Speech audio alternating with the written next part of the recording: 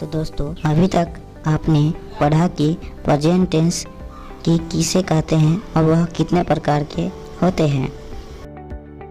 तो अब हम पढ़ेंगे कि पास्ट टेंस किसे कहते हैं और वह कितने प्रकार के होते हैं।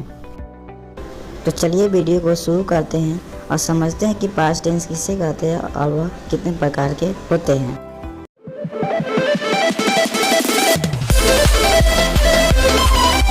तो पहला है भूतकाल किसे कहते हैं। क्रिया के जिस रूप से बीते हुए समय का बोध हो जाता है उसे भूतकाल कहते हैं।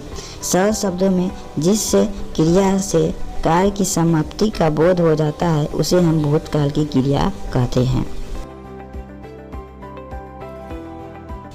जैसे वह खा चुका था, राम ने अपना पाठ याद किया, मैंने पुस्तक पढ़ ली थी। उपयुक्त सभी वाक्य बीते हुए समय में क्रिया के होने का बोध करा रहा है, अतः यह भूतकाल के वाक्य हैं। भूतकाल को पहचानने के लिए वाक्य के अंत में था, थे, थी आदि लगे होते हैं। भूतकाल के भेद। भूतकाल के 6 भेद होते हैं। पहला है सामान्य भूतकाल क्रिया, दूसरा है आसन भूतकाल, तीसरा है पूर्ण भूतकाल, चौथा है अपूर्ण भूतकाल, पंचमा है संगीत भूतकाल और छठा हेतु मध्य भूतकाल क्रिया है। चलिए इन सभी पास्ट टेंस के प्रकार को एक एक करके जानते हैं और समझते हैं। पहला सामान्य भूतकाल क्रिया किसे कहते हैं। जिससे भूतकाल की क्रिया के विशेष समय का ज्ञान न हो उसे सामान्य भूतकाल क्रिया कहते हैं। दूसरे शब्दों में क्रिया के जिस रूप से काम के सम्मान में बीते हुए समय का बोध होता है उसे सामान्य भूतकाल क्रिया कहते हैं। जैसे मोहन आया, सीता गई, श्री राम ने रावण को मारा। उपयुक्त वाक्य की क्रिया ये बीते हुए समय में पूरी हो गई, अतः यह सामान्य भूतकाल क्रिया है। दूसरा है आसन्न भूतकाल क्रिया किसे कहते हैं।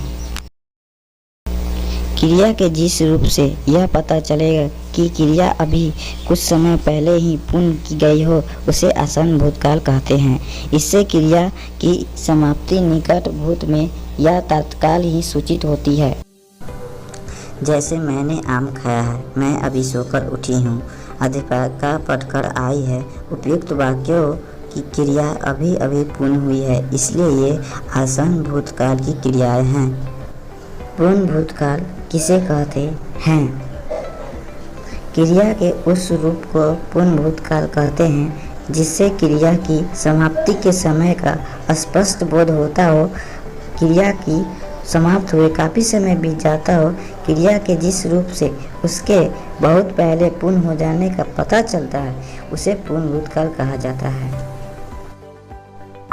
जैसे उसने श्याम को मारा था, अंग्रेजों ने भारत पर राज किया था, महादेवी वर्मा ने स्मरण लिखे थे। उपयुक्त वाक्यों में क्रिया के अपने भूतकाल पूर्ण हो चुकी थी, अतः यह पूर्ण भूतकाल की क्रिया है। पूर्ण भूतकाल की क्रिया के साथ था, थी, थे, चुका था, चुकी थी, चुके थे आदि लगता है।